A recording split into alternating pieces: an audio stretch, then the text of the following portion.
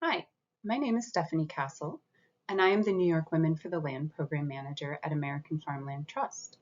American Farmland Trust, or AFT, is a leading national nonprofit conservation organization dedicated to saving the land that sustains us by protecting farmland, promoting environmentally sound farming practices, and keeping farmers on the land.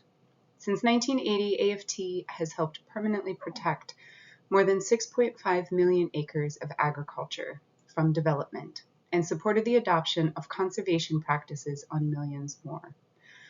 Our program connects women in all stages of agriculture through peer learning and technical assistance.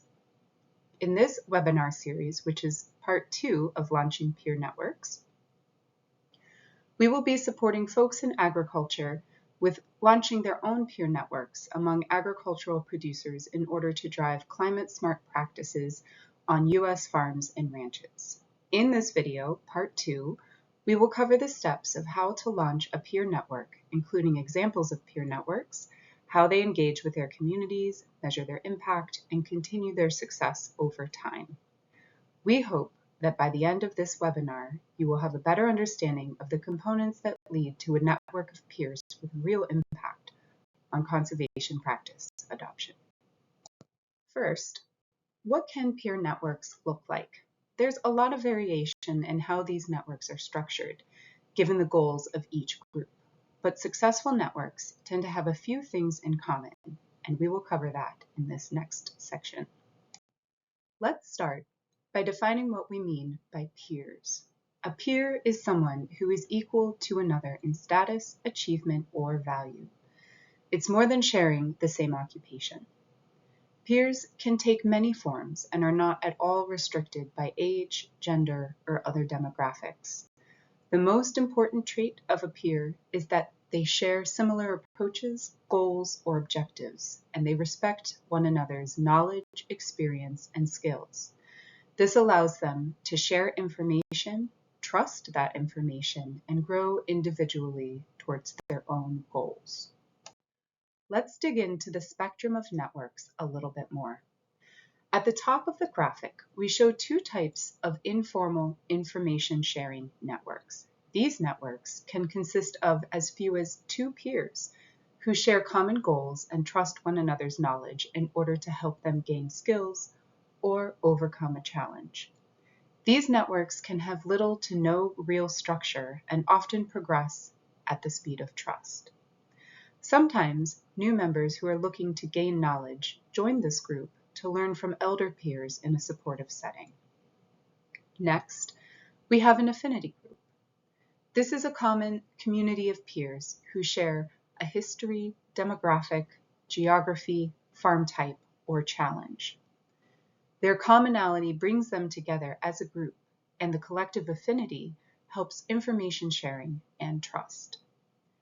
At the bottom of the graphic, we show a highly structured network led by nonprofits, government agencies, and research universities working together towards common objectives. This type of network requires funding to pay staff to keep it organized, pay for research, and host educational events. It relies heavily on selected farmer leaders who are well respected among their peers and willing to test innovative ideas and share that knowledge. At the bottom, there is a large group of peer learners who are learning directly from the farmer leaders and building their own community. So this highly structured network has 2 levels of peer networks inside of it. Now we'll take you through real-life examples of each of the types of peer networks we just showed. First, the Good Farmers Guild of Western New York shows us an example of an informal farmer-led network. The Women for the Land Southeast Climate Cohort shows us an example of an affinity group, and the Genesee River Demonstration Farm Network is an example of a structured peer network. Though these networks differ in their structure, they all share certain commonalities. For each example, we will share the demographics of members, the leadership structure, what interactions entail, their impact, and a succession plan or plan for sustaining connection. One challenge when developing a peer network is to think long-term. These networks are most successful when they're allowed to evolve over time, but this does require forward thinking, which can be accomplished through securing grant funding for outreach activities, membership dues from participants or small fees to attend specific events, annual meetings that help set goals for the upcoming year and give everybody a voice at the table, 1 or 2 year leadership terms allowing new voices to be heard, and a willingness to adapt and change as the needs of the community grow and evolve. Our first example is a farmer-led, loosely structured network called the Good Farmers Guild. They are based in Western New York, and they formed about 4 years ago. Their peer community is centered on beginning farmers and their service provider network in a very small geographic region. These peers have similar scale, type of operation, and are looking for shared collective knowledge about sustainable farming practices. The Good Farmers Guild measures their impact by the number of people who have joined their community and who regularly attend events and engage with one another. Their events are well attended and provide their community with a wide range of information, on-farm tours, and skill-building workshops. Educational events have ranged from pest and disease management, climate change adaptation, crop variety selection, and farmer mental and physical health. The Good Farmers Guild is farmer-led with a volunteer board of experienced farmer directors who are voted on by the community.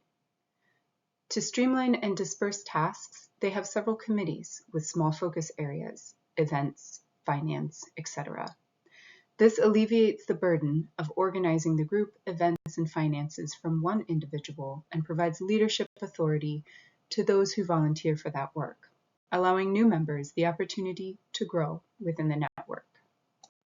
The core of the Good Farmers Guild network is their educational events.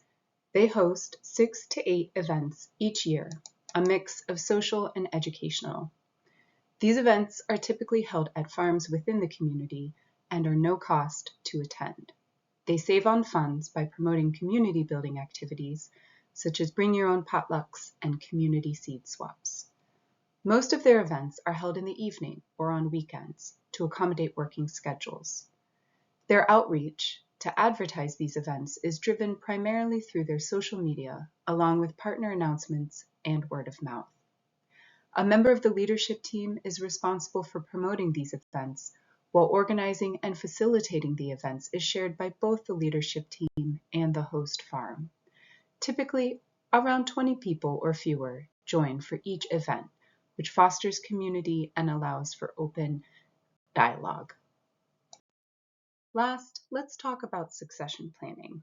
The Good Farmers Guild has embraced change and evolved from their original formation as a branch of the Young Farmers Coalition.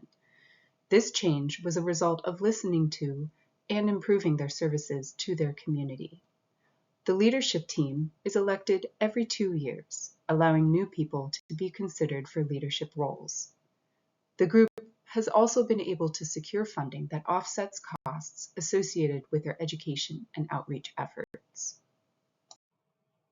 What makes this group successful? Number 1, it is farmer-driven. Their leadership team is dedicated and organized, and they share responsibilities. The events are fun and free to attend, and focus on innovative and timely topics that are of interest to their beginner farming community. The group is very good at hosting many events each year, which strengthens connection and keeps their community engaged. Last, they maintain and update a presence online with a nicely designed website and active social media presence. There are other groups across America that are similar to the Good Farmers Guild. The Farmers Guild of California used to be an independent farmer-led group spearheaded by Evan Wigg, with chapters throughout the state that gathered farmers regularly to share meals and knowledge on each other's farms. Some of these chapters still meet informally today after years of gathering. Evan, the group's founder, is now staff at the Community Alliance with Family Farmers, so the Farmers Guild got folded into the work of this nonprofit organization that is focused on technical assistance and advocacy for the small farms in California. Now, with nearly 5,000 members, the group lives on as a Facebook group with a critical mass of small farmers, agricultural service providers, and advocates, and it is an effective place to share questions for the group, events that are already happening, and inform policy action. Our second example is an affinity group peer network. We'll take a look at American Farmland Trust's Women for the Land Southeast Climate Cohort. This cohort was focused on breaking down barriers for Black women in North Carolina to improve their access to technical and financial resources around climate-smart agriculture. The cohort formed a strong connection, which one participant described as a rebirth of Black people being connected to the land. In addition to cultivating a community, the network had real on-the-ground impacts as a result of their shared knowledge. These included implementation of climate-smart practices, such as widening rows to accommodate increased water from rain events, adopting no-till practices and changing their crops, the use of row covers, vertical growing, and hydroponics, and companion planting to defend against pests and diseases. The participants noted new skills and knowledge gained from this experience, as noted with the participant quote on this slide. This peer community consisted of 30 Black women farmers and landowners in North Carolina. Membership was initiated through an application process. These participants came from a range of farming backgrounds, ages, and experience, but they shared a common interest in climate adaptation and improving soil health on their land. The leadership of this cohort was led by agricultural service providers, primarily American Farmland Trust staff and local leaders. An advisory committee assisted in recruiting and selecting participants to ensure there was a lot of consistency and affinity among the group. And regional climate and soil health advisors co-led the educational sessions. The cohort held 8 sessions over a 1-year period, primarily in a virtual environment, but with a few in-person events to build community at the beginning and end of the project. Outreach was advertised through social media, partner email lists, and word of mouth. After getting started, email was the primary method of communication between leadership and the cohort. This project was grant funded, so formal training ended after 1 year. But the leadership team did their best to foster community and encouraged cohort members to connect virtually through email and social media after the project was completed. Let's talk about why this affinity group peer network was successful. With any affinity group, this cohort shared common goals and common lived experiences. The emphasis on learning was more than just shared technical content, but about fostering a sense of belonging and inclusion within a larger service provider ecosystem.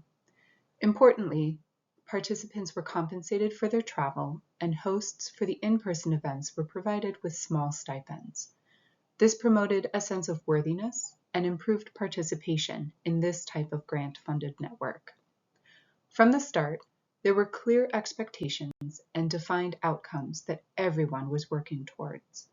And lastly, this project couldn't have happened without strong support from partners on the ground, who facilitated outreach efforts and contributed knowledge, time, and resources.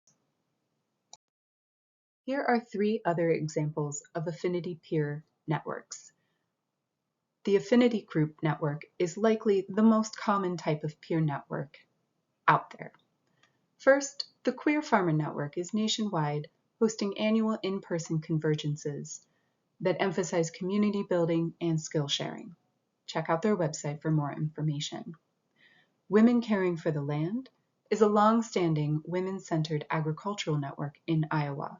They were very influential in launching modern gendered peer networks to improve technical services to women landowners and farmers.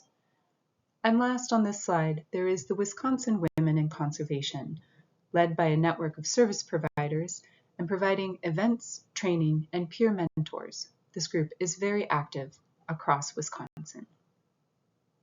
Moving on to our third and final example of a peer network, the Genesee River Demonstration Farm Network. This network is the most structured example in this webinar. It was driven by shared knowledge of innovative practices requiring significant investment in research and multi-year trials.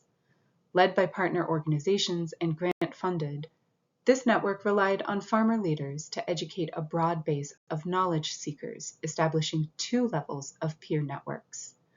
The goal was to investigate innovative soil health and climate adaptation strategies that could be implemented on a broad scale. Here, the whole peer community was farmers and service providers invested in learning more and implementing sustainable agriculture across Western and Central New York.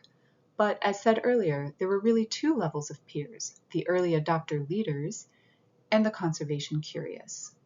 The early adopter leaders were promoted as demonstration farms. These 2 peer groups interacted with one another and shared knowledge and resources, with the knowledge primarily passing from the early adopters to the conservation curious learners. A structured network requires funding and strong partnerships at the leadership level. Here, the leadership team was a coalition of university researchers, nonprofit staff including American Farmland Trust, independent crop consultants, and USDA NRCS. Educational events were big, welcoming well over 100 attendees, and usually were held once or twice a year.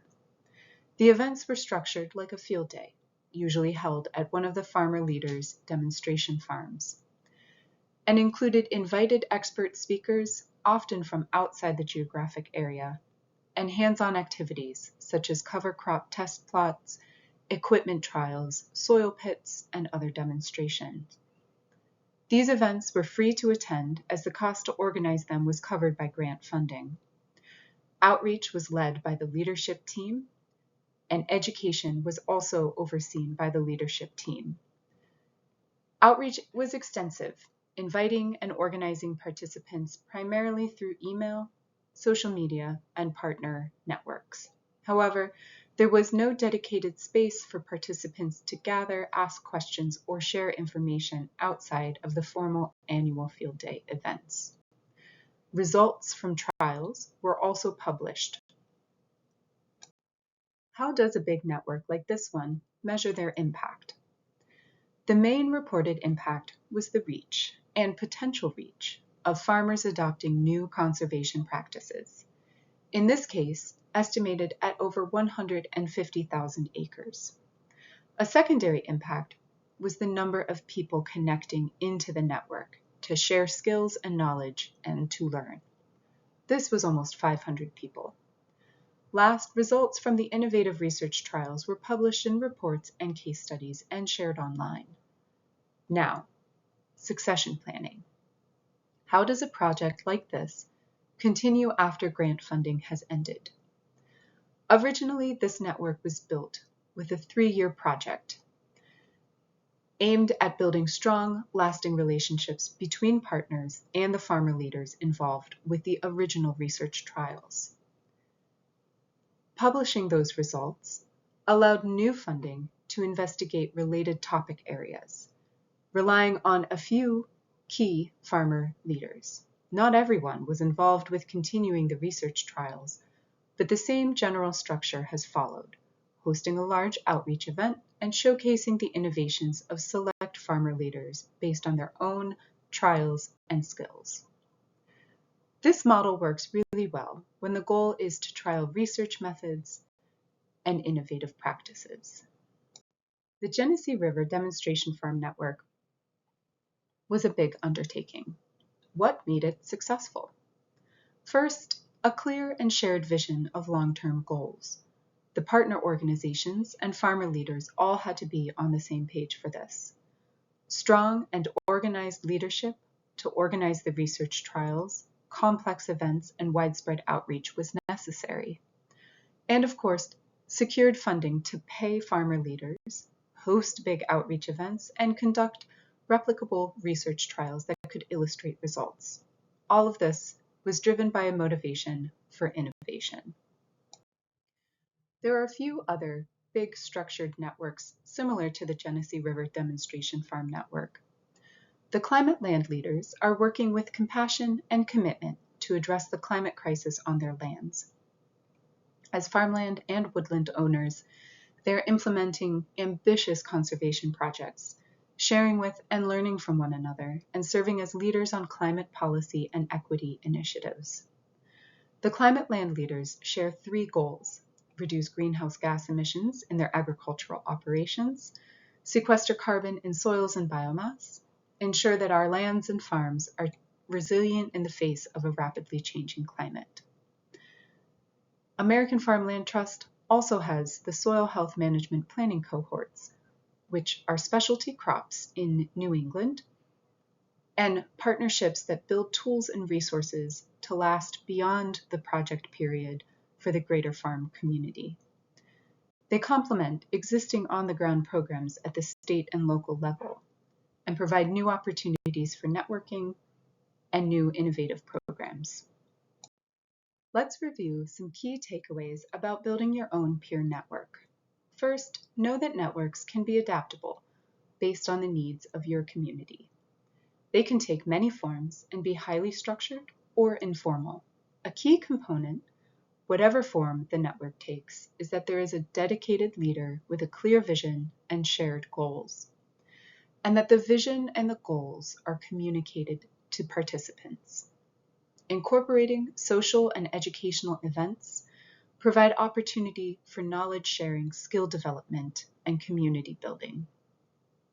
And last, funding never hurts. Outside funding can offset costs for outreach, participation, and research, with less burden on participants to pay their way. I hope this illuminates how peer networks look and the key components that drive their success.